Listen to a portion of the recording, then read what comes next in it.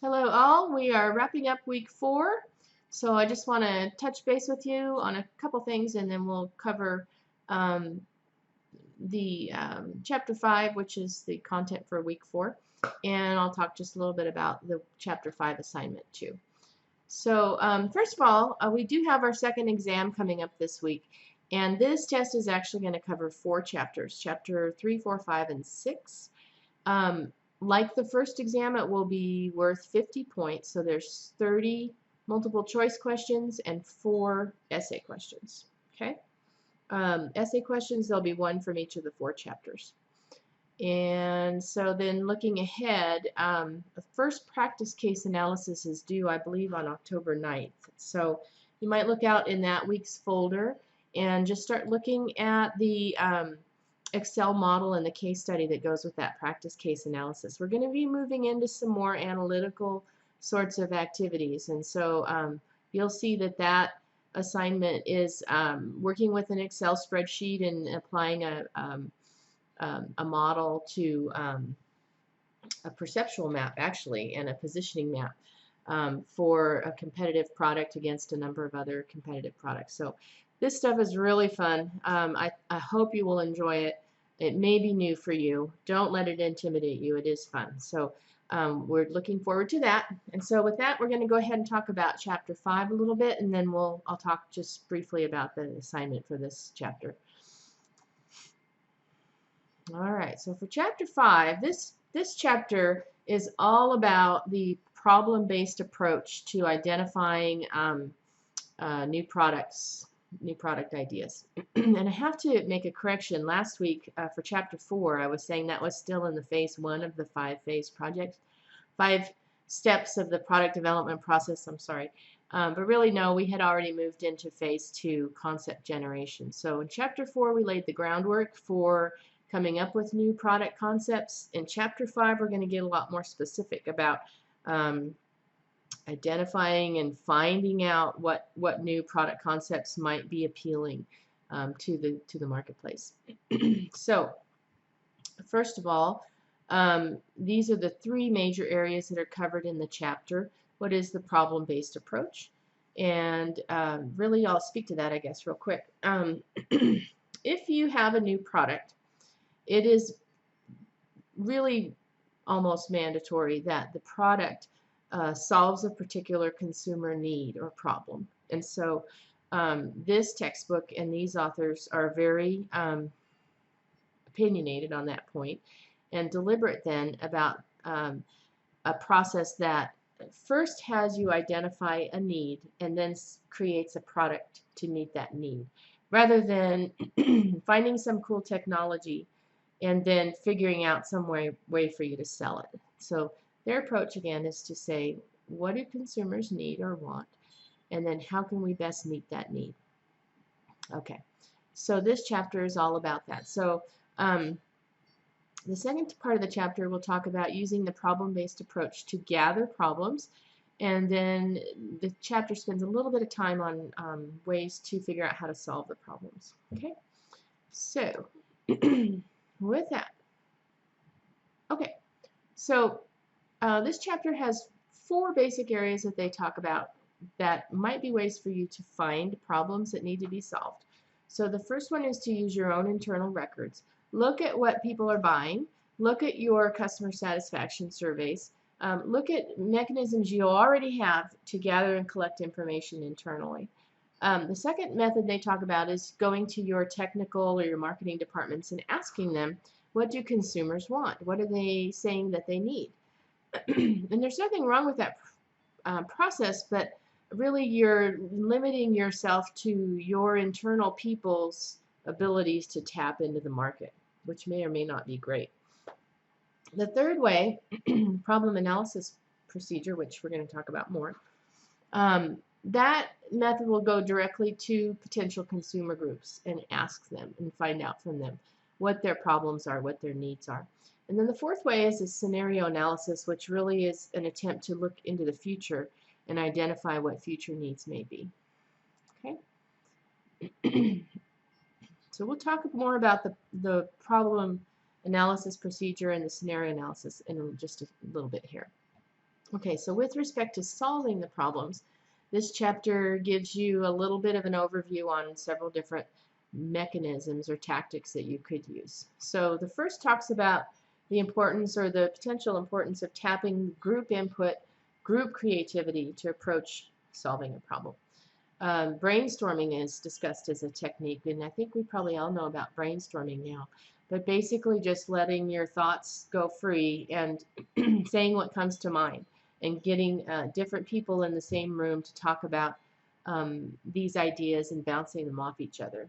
The third mechanism or tactic is to use a brainstorming technique but make it more electronic, so that it's more anonymous, and so there's less tendency for people to couch what they're saying based on whoever else is in the project or in the room. You can use your online communities. This is getting to be quite an important technique to involve your customer base, to tap into their opinions and their ideas for what would solve a problem. So that's an important one. And finally, disciplines panels. These are groups of experts that you could bring together to help collectively solve a problem. Okay, so we're going to turn now to the problem-based approach. Problem analysis procedure. There are 4 steps to this process. And so our assignment this week is actually going to have you use these 4 steps. Okay. So step 1, what product or category are you looking at? Step 2, find a group of heavy users. Or you could say people that are not using the product and go at it from the perspective of what is keeping them from using this product. So what is the problem that they're having with using the product at all? So that's another way to look at that. So for step 3 then, you're going to collect a set of problems from your group that you've identified. And here one tactic for this is to look at what respondents want from the product versus what they say they're getting. And so that discrepancy there can sometimes help you identify a problem, especially in cases where the consumers don't really know they have a problem or don't really recognize a particular need. So that's one tactic. And then step 4, this is where you're putting a metric to the problems that you're collecting. So I've said kind of all along, this course is going to be a little more analytical than some you've maybe had in the past. And so we're going to be all about putting ways of measurement, putting a measurement mechanism of some kind to our data. So for this problem analysis procedure, you want to collect a set of problems, but you want to know which ones are most important. So you could have your consumers rank them by frequency or by importance, some way to give you some way to look at them according to how one's importance versus another. Okay? All right. After discussing the problem analysis procedure, the chapter goes on to say, sometimes collecting or gathering consumers to give you sets of problems is not always that easy. So you may need to go to groups of experts to help them give you consumers lists of problems, or you can go to published sources. You can go to stakeholders, and in these cases here you really are dealing with consumers. So you can interview them, you can conduct focus groups, you can just watch them using a product and see what your observations are. You can also use role playing to try to collect problems. Okay, so those are the four major areas that were discussed for how you can go about collecting problems in this chapter. All right, so let's look now at scenario analysis. This is another tool that was discussed in the chapter for gathering problems. And the idea here is that you're looking into the future to try to identify problems that consumers will have, let's say 20 years from now. And so obviously consumers aren't going to be aware of what those problems would be in the future. And so there's a number of tactics identified here in this section of the chapter for helping marketers try to predict really what consumer needs might be in the future. So really what you're trying to do is paint a scenario in some way. To extend the present somehow into the future is the first tactic that's explained. Or you might instead try to leap into the future using a static or a dynamic sort of a tactic, Wildcards was another idea that was discussed for painting a scenario in the future. Okay, and I'll let you look in the chapter for what those mean. There were 9 suggestions that were presented for as guidelines for scenario analyses, and so you should look over those as well. All right, so once you've painted a scenario, you're going to study it for problems. So one thing that was discussed in the chapter is, let's say there's a trend in our society for apartments and houses to have more windows.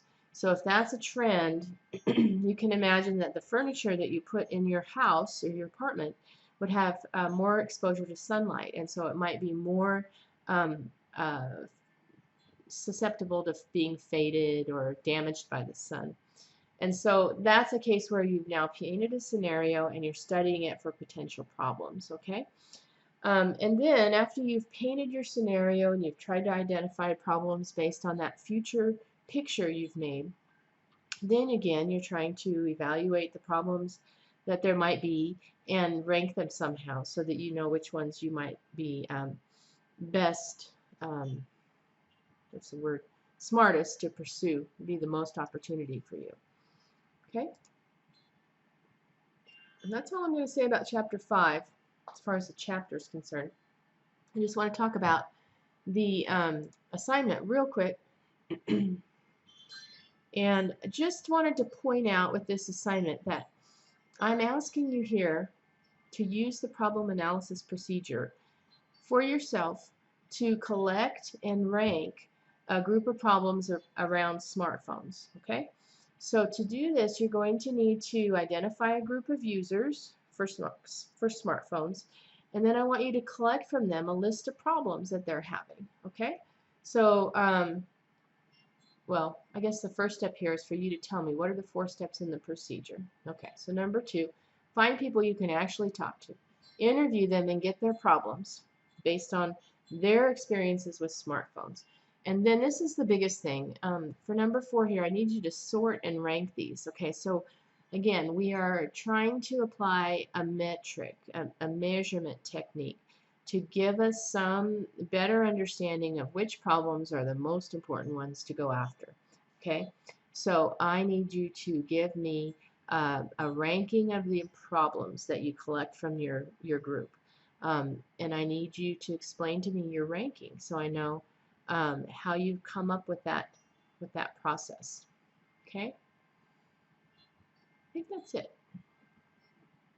If there's anything for Chapter 5 or the Chapter 5 assignment that isn't clear, let me know. And I'm sorry this video is getting to you late in the week. Yeah, I was pretty much out of commission for most of the week, so I'm sorry for that.